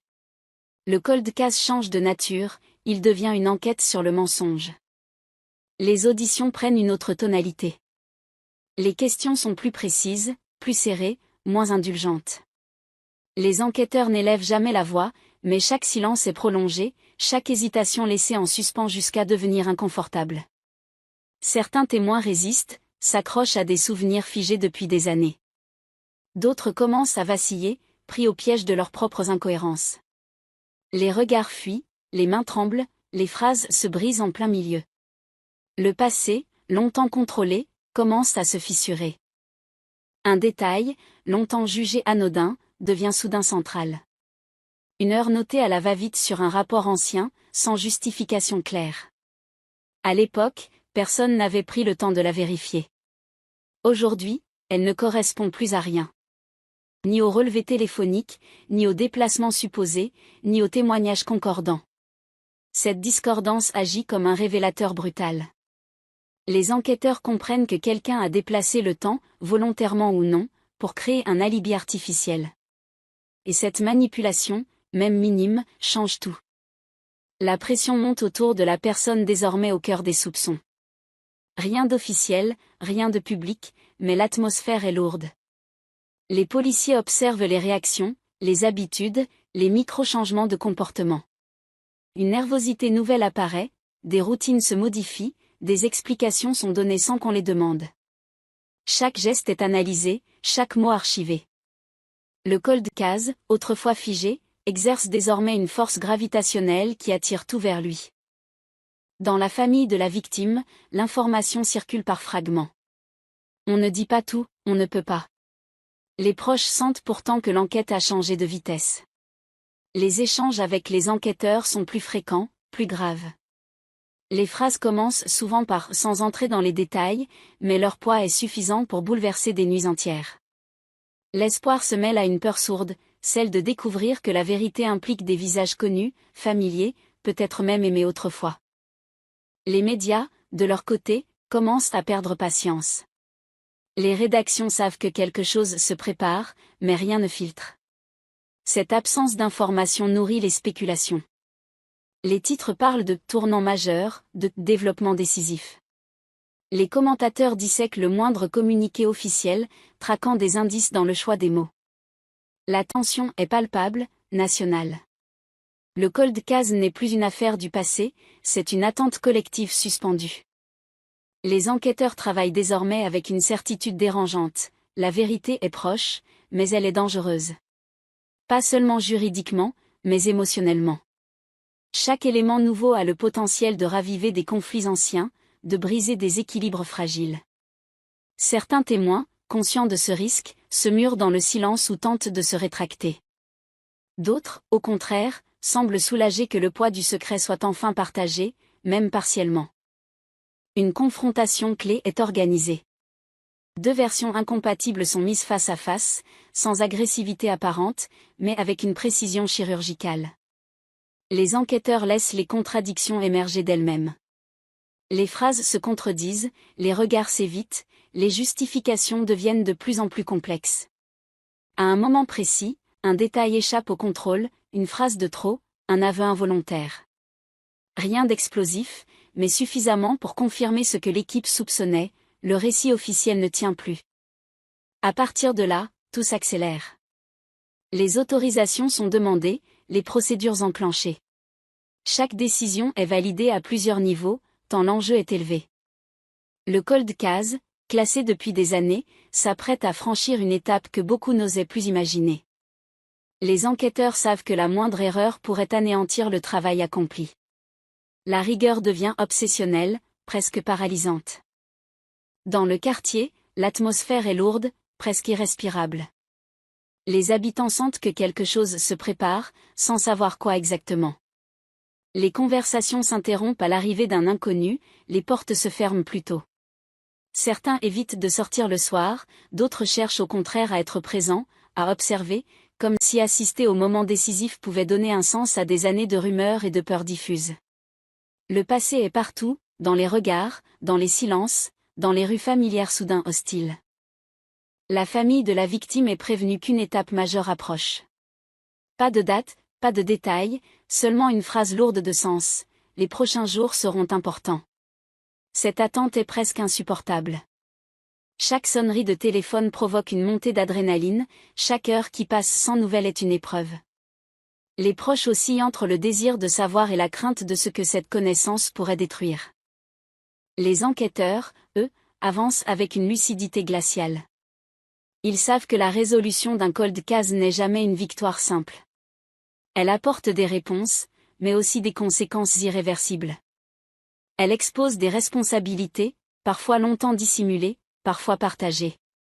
Elle force une communauté entière à regarder en face ce qu'elle a préféré ignorer. Cette conscience rend chaque pas plus lourd, mais aussi plus nécessaire. À mesure que les éléments convergent, un scénario s'impose avec une cohérence troublante. Les silences, les contradictions, les manipulations mineures s'alignent pour dessiner une réalité longtemps fragmentée. Ce n'est pas encore une preuve définitive, mais c'est suffisamment solide pour justifier une action décisive. Le cold case, longtemps symbole d'impuissance, devient soudain une menace pour ceux qui avaient compté sur l'oubli. La nuit précédant cette étape cruciale est lourde de tension. Dans les bureaux, les lumières restent allumées tard, les dossiers ouverts, les écrans figés sur des données essentielles. Personne ne parle de triomphe. Tout le monde pense aux conséquences. Le passé, enfin rattrapé, s'apprête à frapper avec la force d'une vérité trop longtemps différée. Et tandis que la ville s'endort, sans savoir qu'un seuil est sur le point d'être franchi, une certitude s'impose dans l'esprit de ceux qui mènent l'enquête: demain, le cold case cessera d'être une simple énigme. Il deviendra un choc. Un choc capable de bouleverser des vies, de relancer une émotion nationale, et de prouver que même les silences les plus longs finissent toujours par céder sous le poids de la vérité. Le matin où tout bascule ne commence pas par des sirènes, ni par un déploiement spectaculaire. Il débute dans un calme presque trompeur, un silence tendu qui enveloppe les bureaux de l'enquête comme un brouillard épais. Les enquêteurs arrivent tôt, plus tôt que d'habitude, conscients que chaque minute à venir sera scrutée, analysée, disséquée. Les dossiers sont alignés, les procédures relues une dernière fois. Rien n'est laissé au hasard. Le cold case, longtemps enfermé dans les marges du système, est désormais au centre de toutes les attentions. L'ordre est donné avec une sobriété glaçante. Pas de discours, pas d'effet d'annonce. Les mots sont courts, précis, définitifs. Une interpellation est programmée. Le nom circule à voix basse, comme s'il pouvait encore s'échapper. Pour ceux qui ont travaillé des années sur l'affaire, ce moment a un goût étrange, mélange d'adrénaline et de crainte. L'arrestation, si elle a lieu, ne sera pas la fin de l'histoire, mais le début d'une onde de choc aux conséquences imprévisibles. Sur le terrain, les équipes se déplacent avec une discrétion calculée. Les rues sont encore calmes, les volets fermés, les commerces à peine éveillés. Personne ne se doute que le passé s'apprête à refaire surface avec violence. Les agents observent, attendent, synchronisent leurs gestes. Chaque regard échangé est chargé de tension. Le moindre faux pas pourrait compromettre des années de travail et offrir au silence une nouvelle victoire. Lorsque la porte s'ouvre, le temps semble suspendu. Pas de résistance spectaculaire, pas de scène dramatique. Juste un visage figé, surpris, peut-être déjà résigné. Les mots prononcés sont simples, presque administratifs, mais leur poids est écrasant. Le suspect est informé de son interpellation. À cet instant précis, le cold case cesse d'être une abstraction. Il prend un corps, une respiration, une réalité brutale. La nouvelle ne met pas longtemps à se répandre. D'abord en interne, puis à l'extérieur, par fragments, par fuite contrôlée ou involontaire. Les rédactions s'agitent, les téléphones vibrent, les notifications s'accumulent. Les titres commencent à se dessiner, prudents mais chargés de sous-entendus. Arrestation dans une affaire classée, un cold case relancé. La nation retient son souffle, consciente qu'elle assiste à un moment rare, presque historique. Dans la famille de la victime, l'annonce tombe comme un coup de tonnerre. On ne crie pas, on ne pleure pas immédiatement. Il y a d'abord un silence profond, incrédule. Les proches écoutent, posent des questions mécaniques, cherchent à comprendre ce que cela signifie réellement. Une arrestation n'est pas une réponse, mais elle brise l'immobilité. Après des années d'attente, quelque chose bouge enfin, et ce mouvement est à la fois libérateur et terrifiant. L'interrogatoire commence dans une atmosphère lourde. Les enquêteurs savent qu'ils marchent sur un terrain miné. Le suspect est préparé, conscient de ses droits, entouré de conseils. Les questions sont posées avec méthode, sans agressivité inutile. Chaque réponse est analysée, comparée, confrontés aux éléments accumulés. Les silences deviennent des outils, les hésitations des indices potentiels. Rien n'est laissé au hasard. À l'extérieur, la pression médiatique explose. Les chaînes d'information déroulent des éditions spéciales, les experts se succèdent, les hypothèses fleurissent. On parle de choc national, de vérité longtemps attendue, de justice enfin en marche. Mais derrière ces mots, l'incertitude demeure. Une arrestation peut tout aussi bien renforcer l'affaire que la fragiliser. Les enquêteurs le savent mieux que quiconque. Dans le quartier où tout a commencé, l'ambiance est électrique. Les habitants se rassemblent, chuchotent, observent chaque mouvement des forces de l'ordre. Certains reconnaissent le nom du suspect, d'autres prétendent ne jamais l'avoir remarqué. Les souvenirs se réécrivent en temps réel, influencés par l'émotion et la peur. Le passé, longtemps enfoui, se réinvente sous la pression de l'actualité. Au fil des heures, les premières informations filtrent. Rien de concret, rien de définitif, mais suffisamment pour nourrir l'imaginaire collectif. On évoque des éléments matériels, des recoupements, des témoignages tardifs. Les réseaux sociaux s'enflamment, amplifiant chaque rumeur, chaque détail sorti de son contexte. La frontière entre information et spéculation devient floue, dangereusement floue. Dans la salle d'interrogatoire, la tension ne retombe jamais. Le suspect nie, se contredit, parfois se replie dans un silence stratégique. Les enquêteurs avancent avec patience, conscients que la vérité, si elle existe, ne se livrera pas facilement. Chaque phrase prononcée est enregistrée, chaque nuance de ton décortiquée. Le cold case, autrefois muet, parle désormais par fragments, souvent incohérents, parfois troublants. La famille de la victime est tenue informée, par bribes. On leur rappelle que l'enquête est en cours, que rien n'est encore acquis. Cette prudence est nécessaire, mais elle est difficile à supporter. L'espoir, ravivé brutalement, devient presque douloureux. Les proches oscillent entre la satisfaction de voir l'affaire avancer et la peur de subir une nouvelle désillusion. À mesure que la journée avance, une certitude s'impose dans l'opinion publique, plus rien ne sera comme avant. L'arrestation a rouvert une plaie nationale, rappelant que le temps n'efface pas tout, que certaines vérités attendent simplement le bon moment pour émerger.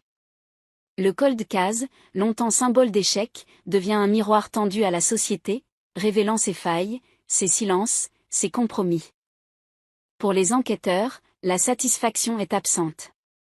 Ils savent que le plus dur commence maintenant. Une arrestation n'est qu'une étape, fragile, réversible. La justice exige des preuves solides, irréfutables. Chaque erreur, chaque approximation pourrait offrir une échappatoire à celui qui pensait avoir enterré le passé à jamais. La vigilance est totale, presque épuisante.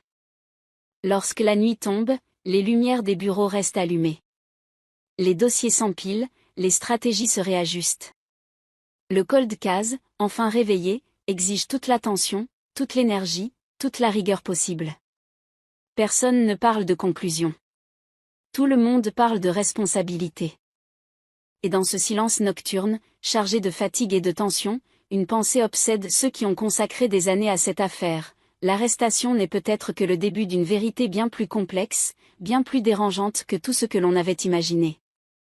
Une vérité qui, lorsqu'elle éclatera pleinement, pourrait bouleverser non seulement une famille, mais l'image même d'une communauté entière, contrainte d'affronter ce qu'elle a longtemps refusé de voir. La nuit qui suit l'arrestation ne ressemble à aucune autre. Elle est lourde, saturée d'attente, comme si le pays entier retenait son souffle. Dans les commissariats, les écrans restent allumés, les lignes téléphoniques ouvertes, les dossiers étalés sur les tables comme des cartes d'un jeu dangereux. L'interpellation a eu lieu, mais rien n'est encore gagné. Les enquêteurs le savent, c'est souvent après le choc initial que tout peut s'effondrer. Le cold case, réveillé brutalement, exige maintenant une solidité absolue. Dès l'aube, l'affaire entre dans une nouvelle phase, plus technique, plus implacable. Les éléments accumulés au fil des années sont réexaminés à la lumière de l'arrestation.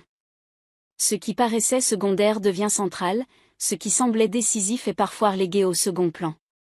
Chaque preuve doit désormais résister à une seule question, obsédante, tiendra-t-elle devant un tribunal ? Les enquêteurs avancent avec la précision de chirurgiens, conscient que la moindre faille pourrait réduire à néant l'espoir suscité. Le suspect est de nouveau interrogé. Le ton change subtilement. Il ne s'agit plus de sonder, mais de confronter. Les questions sont toujours calmes, presque polies, mais leur logique est implacable. Les réponses sont comparées aux faits, aux horaires, aux témoignages.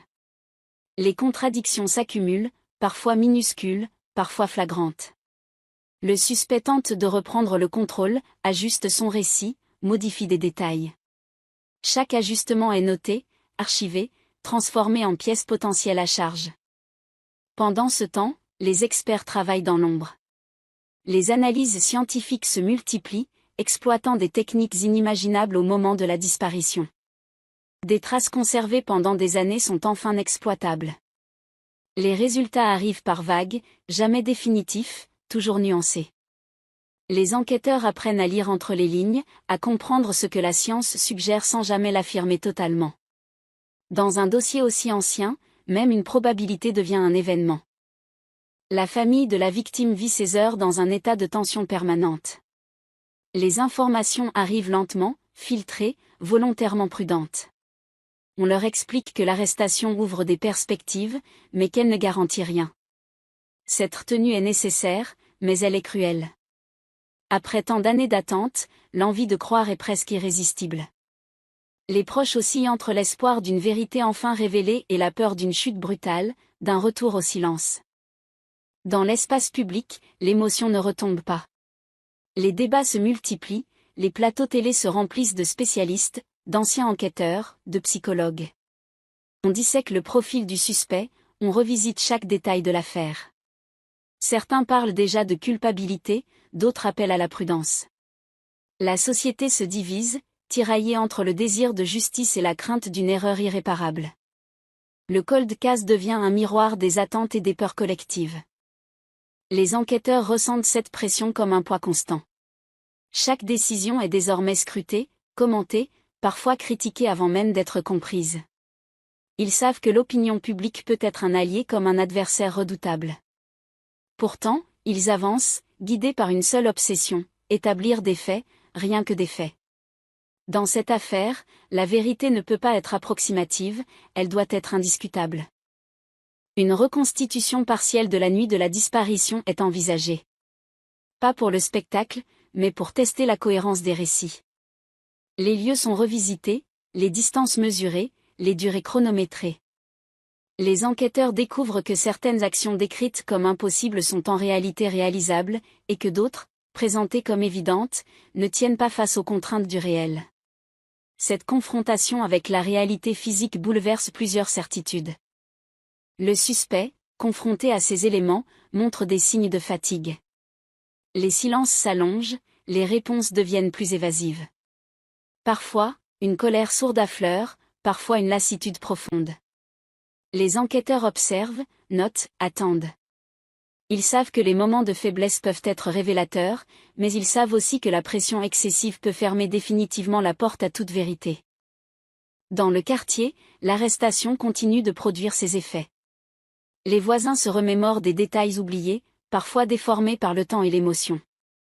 De nouveaux témoignages arrivent, certains sincères, d'autres manifestement influencés par l'actualité. Les enquêteurs trient, recoupent, éliminent.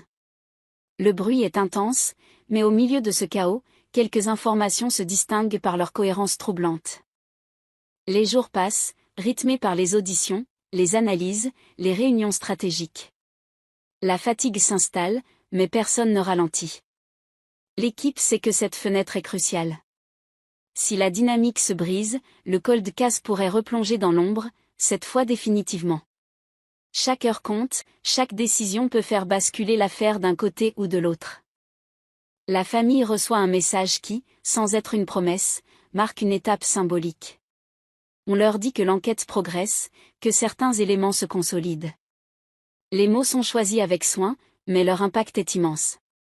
Pour la première fois depuis des années, l'idée d'une réponse tangible cesse d'être abstraite. Elle devient une possibilité réelle, presque palpable. Dans l'esprit des enquêteurs, une question persiste, lancinante: l'arrestation est-elle le point d'aboutissement ou seulement l'ouverture d'un réseau de responsabilités plus vaste ? Les éléments recueillis suggèrent parfois l'implication indirecte d'autres personnes, des silences partagés, des protections tacites. Rien n'est encore prouvé, mais l'ombre du doute s'étend, rendant l'affaire plus complexe, plus dangereuse. À mesure que la 6e phase de cette histoire s'achève, une certitude s'impose, le cold case ne se résume plus à une disparition inexpliquée. Il est devenu une épreuve de vérité pour tout un système, une confrontation entre la patience de la justice et la brutalité du temps. L'arrestation a ouvert une brèche, mais ce qui s'y engouffre désormais pourrait bouleverser bien plus que le destin d'un seul homme. Le passé, enfin interrogé sans détour, commence à révéler sa profondeur inquiétante, et personne ne sait encore jusqu'où cette révélation ira. Les heures qui suivent ressemblent à une course dans un couloir étroit où chaque porte peut s'ouvrir sur le vide ou sur la vérité.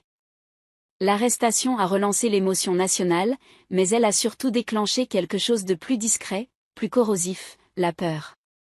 Pas la peur du public, bruyante, alimentée par les titres et les débats, mais la peur intime, celle qui fait transpirer les paumes, qui pousse à effacer un message, à vider une boîte, à changer une habitude sans raison apparente. Les enquêteurs le sentent immédiatement. Ils ont déjà vu ce phénomène. Quand un cold case se réveille, ceux qui ont cru au sommeil éternel du dossier commencent à bouger, et le moindre mouvement trahit l'existence d'un secret. Dans un bureau sans fenêtre, loin des caméras, l'équipe se rassemble autour d'une table encombrée. Un écran affiche une chronologie en blocs serrés, une mosaïque d'heures, de lieux, de noms. Les visages sont tirés, les voix basses. On parle de procédures, de délais, de perquisitions possibles. On sait qu'il faut frapper vite, avant que le suspect ou son entourage ne fasse disparaître ce qui reste. Mais on sait aussi qu'un pas trop large, une erreur de forme, et tout peut s'écrouler. La justice n'aime pas la précipitation.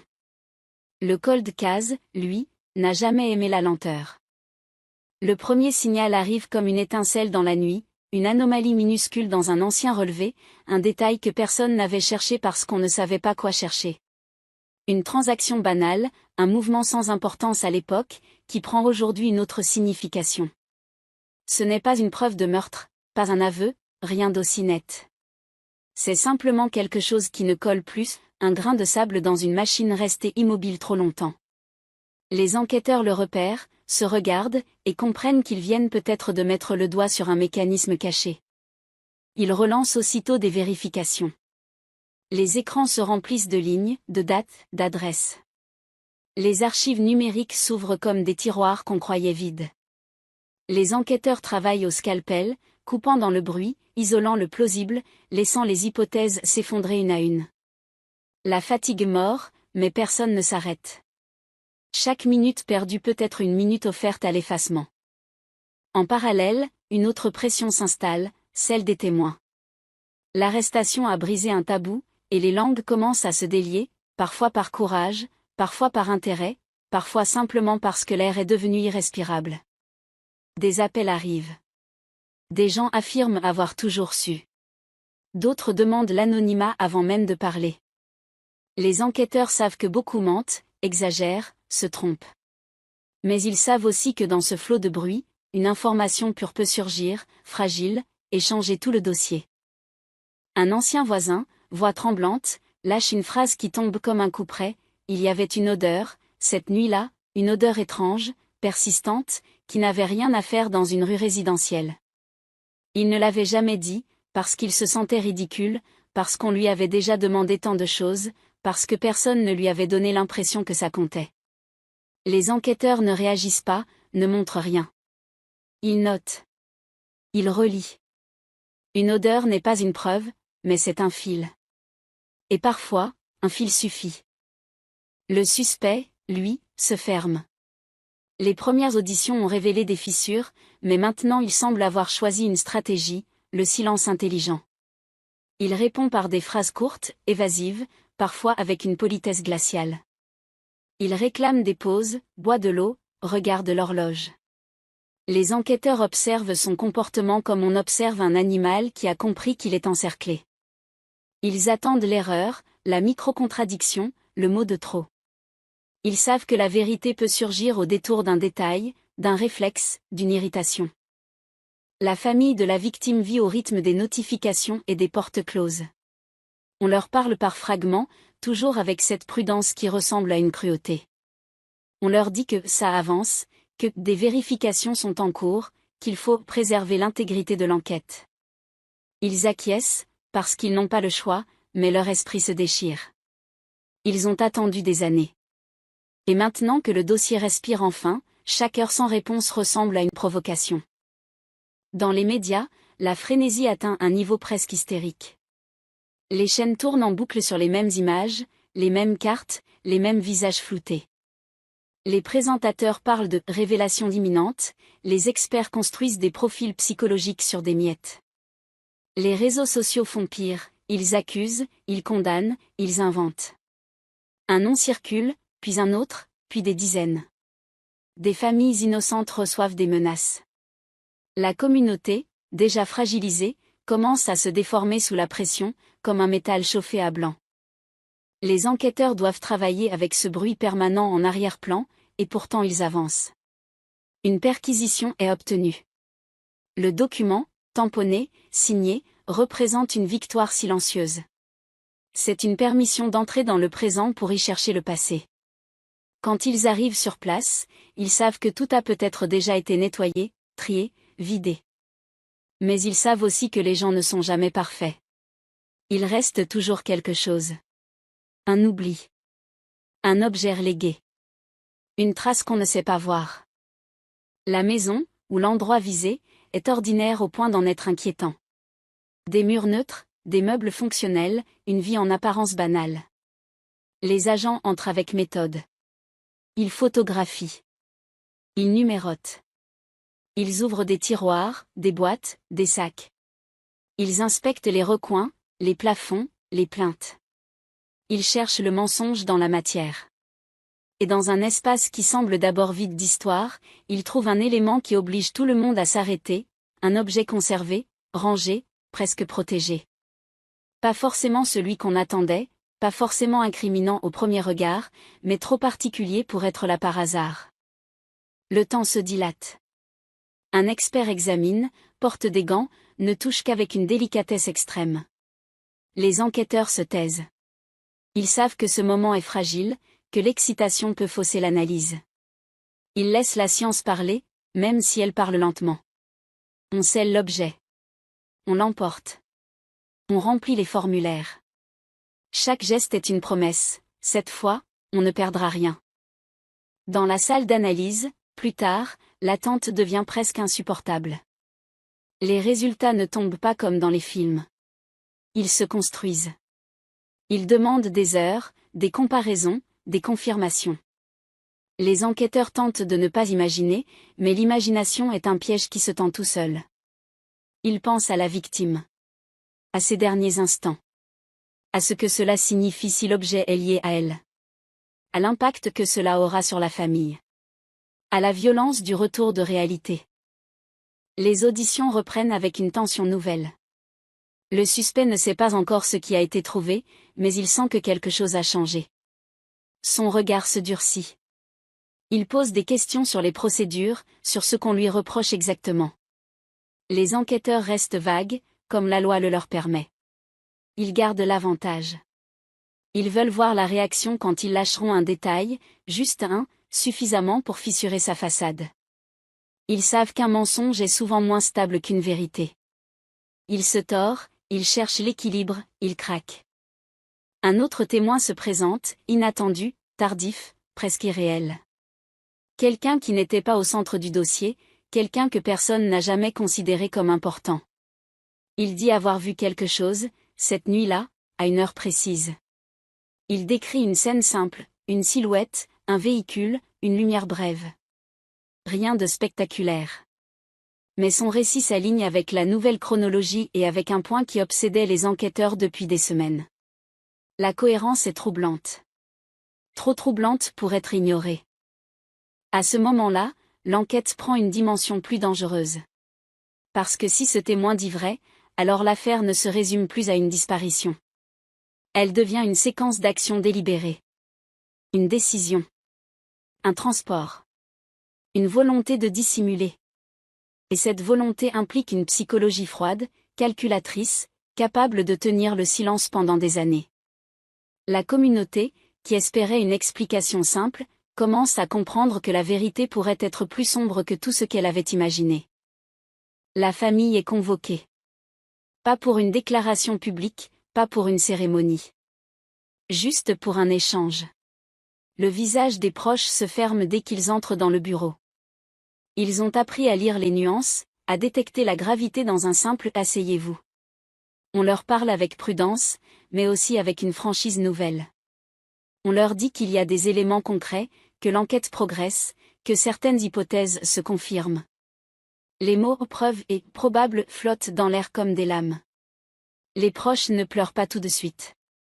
Il y a d'abord une sidération froide, puis un tremblement, puis la réalisation que le temps, enfin, est en train de céder. Dehors, la nation continue de réclamer. Les gens veulent savoir.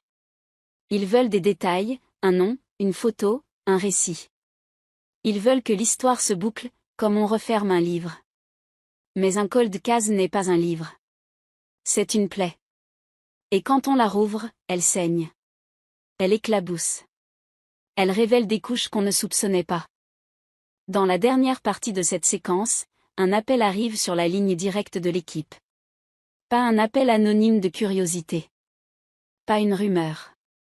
Une voix posée, maîtrisée, presque trop calme. Quelqu'un demande à parler à un enquêteur précis.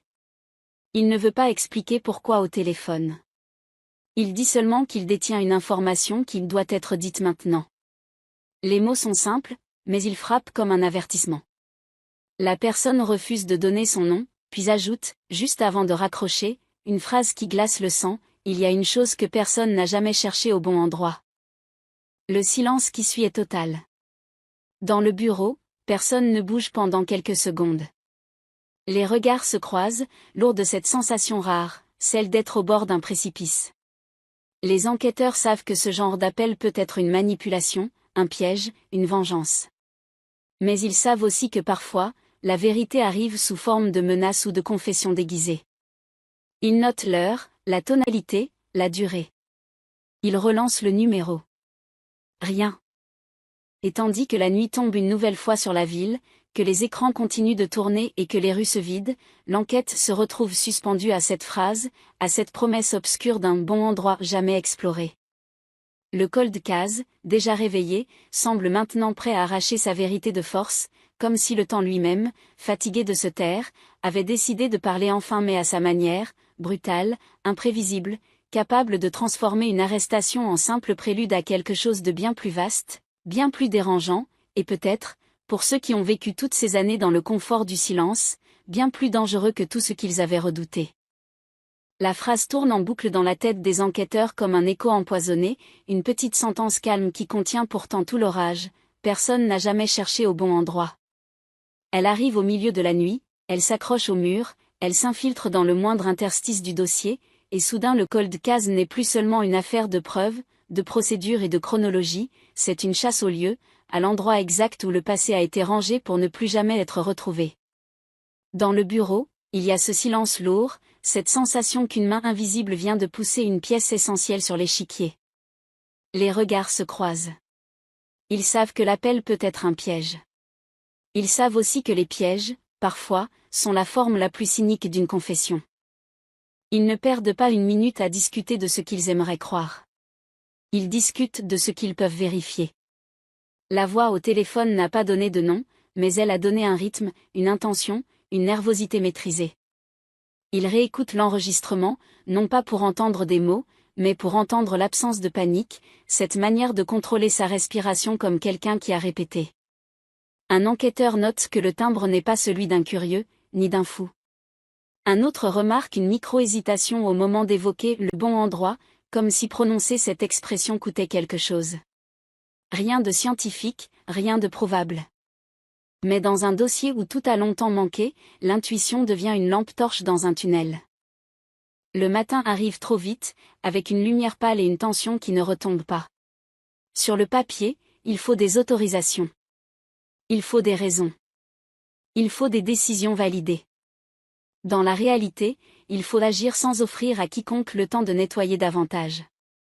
Les enquêteurs relisent les plans anciens, les cartes, les photos aériennes de l'époque. Il cherche un endroit qui a échappé aux premières recherches parce qu'il paraissait trop évident, trop anormal, trop fréquenté. Il liste les lieux couverts, puis ceux qui n'ont été regardés